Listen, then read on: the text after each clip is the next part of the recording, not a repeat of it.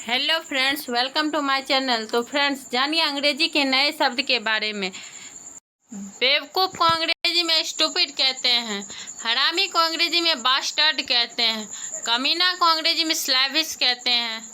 निकम्मा को अंग्रेजी में यूजलेस कहते हैं।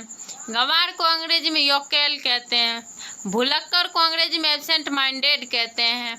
मनहूस को अंग्रेजी में जिंक्स कहते हैं। चुगलखोर को अंग्रेजी में बैक बीटर कहते हैं। चालाक को अंग्रेजी में क्लेवर कहते हैं। आज से चालाक को अंग्रेजी में क्लेवर नहीं, चालाक को अंग्रेजी में कनिंग कहते हैं। निडर को अंग्रेजी में डार्लिंग और फायरलेस कहते हैं। भाग्यशाली को अंग्रेजी में फॉर्चुनेट कहते हैं। छुपा रुस्तम को अंग्रेजी में डार्क हॉर्स कहते हैं। वफादार को अंग्रेजी में लॉयल कहते हैं। किफ़ायती को अंग्रेजी में थ्रिफ्टी कहते हैं। परंपरा को अंग्रेजी में ट्रेडिशन कहते हैं।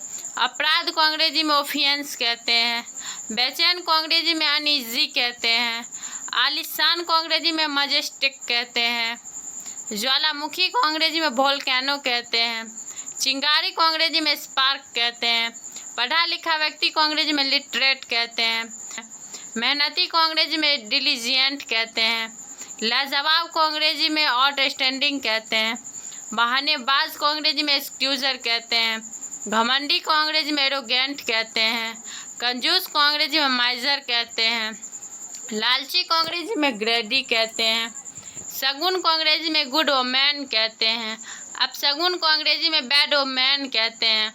समझदार को अंग्रेजी में सेंसिबल कहते हैं। नासमझ को अंग्रेजी में अनसेंसिबल कहते हैं। महंगाई को अंग्रेजी में इन्फ्लेशन कहते हैं।